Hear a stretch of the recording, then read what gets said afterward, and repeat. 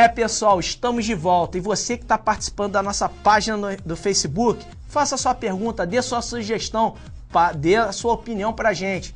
Faça como essa galera, faça como o Guilherme Trindade, de Flamengo, Rio de Janeiro. Ele pergunta: Bruno, o possível rebaixamento de Vasco e Fluminense é um reflexo do despreparo do futebol carioca? Vou falar pra você, Guilherme. Guilherme, não é despreparo não. Porque o Botafogo tá muito bem estruturadinho.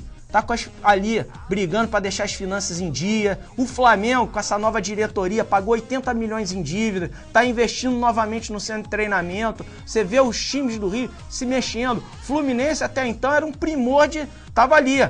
Não tem CT, mas tinha um respaldo da Unimed, tinha uma conversa com o presidente. Eu não sei o que aconteceu. O Fluminense é um caso diferente. Perdeu jogadores pontuais. O Wellington nem foi embora. Fred se machucou. Deco parou de jogar. Perdeu peças importantes. E aí vem num declínio. Perdeu Abelão. Abel, que era ele captava aquele time. Era o para-raio do Fluminense. Segurava muito bem a pressão.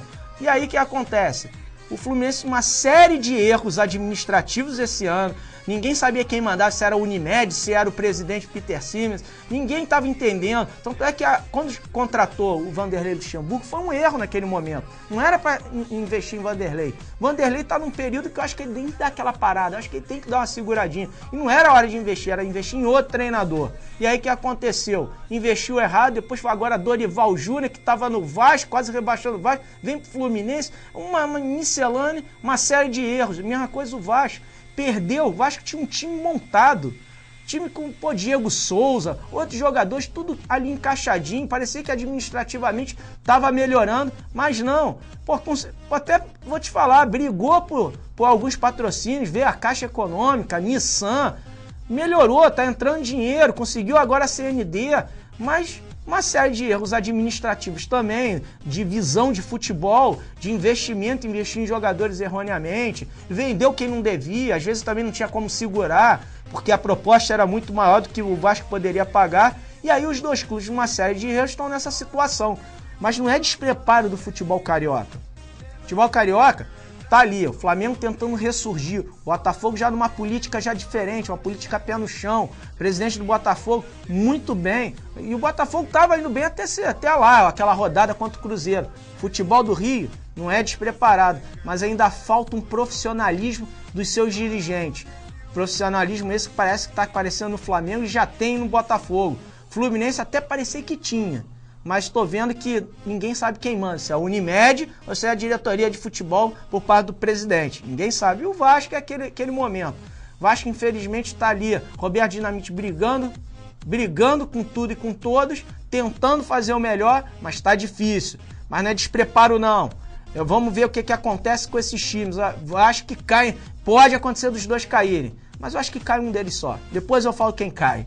Agora vamos para a segunda pergunta, de Xandara Maciel, Copacabana, Rio de Janeiro. Ela me pergunta se o Adriano desencanta agora no Atlético Paranaense. Xandara, vou falar para você. Não acredito muito no Adriano, não. 31 anos, vem de uma grave lesão no tendão de Aquiles. Não foi uma vez, foram 2 vezes. Aí, um ano e meio sem jogar futebol. Excesso de peso, diferente daquele Adriano de 2009, que não tinha nenhuma lesão. Tava com excesso de peso? Tava, mas não agora. Porque naquela época você via que o Adriano não tinha muita massa muscular. Agora não, ele parece um sedentário, um obeso. Aquela cara inchada de quem tá curtindo a noite, bebendo todas, saindo. E agora o Atlético Paranaense, a única coisa que pode ajudar o Adriano nessa situação é a própria Atlético Paranaense, que tem uma grande estrutura, tem uma grande medicina desportiva, preparadores, tem um CT belíssimo. Talvez o Atlético Paranaense, com toda essa estrutura, longe aqui do Rio de Janeiro, longe do Chatuba, longe da Vila Cruzeiro, quem sabe, não consegue o Adriano voltar. Não acredito nisso, não. O tempo que ele ficou parado foi muito longo. Perdeu muito, perdeu massa muscular, perde tempo de bola, perde muita coisa. 1 ano e meio no futebol é muita coisa. E na preparação física de hoje, não sei não, Xandara. Acho que vai ficar difícil para o nosso grande Adriano, imperador, voltar. Mas se ele voltar, que faça um bom papel, que vá bem. Torço pelo Atlético Paranaense entrar na Libertadores e ele lá disputar a Libertadores pelo Atlético Paranaense. Mas vai ser difícil para ele. Pessoal, Faça como essa galera. Mande sua pergunta. A gente traz o melhor do futebol, de todos os esportes do nosso Brasil e do Rio de Janeiro. Então não deixe de entrar. Digita lá no Facebook, NGT Esporte, dê sua opinião, faça sua pergunta. E agora, pessoal, vamos falar de Campeonato Brasileiro. Campeonato, a 37ª rodada, a penúltima rodada do campeonato. É essa rodada que começou no sábado, exatamente com o jogo de quem? Fluminense e o Atlético Mineiro. Um jogo do desesperado contra o time que está ali se preparando para o Mundial. E o que deu? 2-2. Péssimo resultado do Fluminense. O Fluminense tinha que ter ganho esse jogo. Empatou, praticamente decreta seu rebaixamento. Porque a situação do Fluminense é crítica.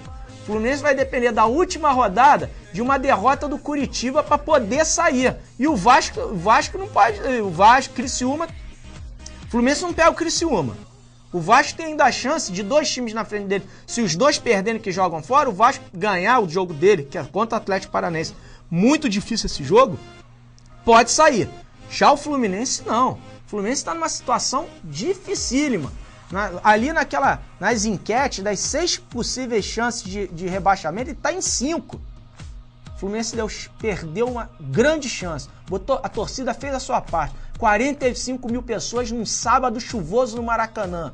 O time parecia uma barata tonta no primeiro tempo, não sabia onde se colocar, tentando ele na força. O Atlético Mineiro tocando e rodando a bola, pressionando a saída de bola, trabalhando bem o meio de campo. O Fluminense fazendo ligação direta, chutando o tempo todo pra frente. Você quer fazer resultado como? E aí um jogo que se desencadeou pro 2-2. Quem abriu o placar foi o Atlético Mineiro com um gol do Diego Tardelli. Até num gol deu azar o Fluminense, que foi um chute do Luan, rebateu no gol, sobrou na cara do gol de um dos melhores jogadores desse campeonato brasileiro. Se não, o melhor. Everton Ribeiro é o melhor? Tudo bem, foi o jogador, o principal jogador do Cruzeiro, mas o que o Diego Tardelli fez, mesmo com o Atlético não querendo nada com o brasileiro, ele brincou de jogar bola. Tá merecendo a seleção. Foi lá e abriu o placar. Alguns estão falando que foi falha do Diego Cavalieri. Não achei, não. Batida muito seca em cima do goleiro, não deu tempo de reação para ele. E aí o Fluminense foi naquilo. O time é do time de guerreiros, que eu acho que é um grande defeito hoje do Fluminense. Acho que tudo vai ser no guerreiros. E aí tudo bem, num lance fortuito, num bate-rebate. Parecia jogo de pimbolim, gol do Fluminense. O Gum foi lá e empatou o jogo. E aí no segundo tempo, logo de cara, o Fluminense virou o jogo. E aí a torcida inflamou, todo mundo imaginando que o Fluminense pudesse... Não, o Fluminense parece que fisicamente está morto, não aguentou o ritmo do jogo, recuou, trouxe o Atlético Mineiro para dentro do seu campo. E aí foi Alexandro lá, numa cruzada do Luan, que jogou muito bem, 2-2. A última... As 3 ataques no segundo tempo do Atlético Mineiro, porque o Atlético Mineiro ficou tocando, rodando a bola, foi lá e matou. Não pode dar mole pro campeão da Libertadores. E aí 2-2, situação crítica do Fluminense.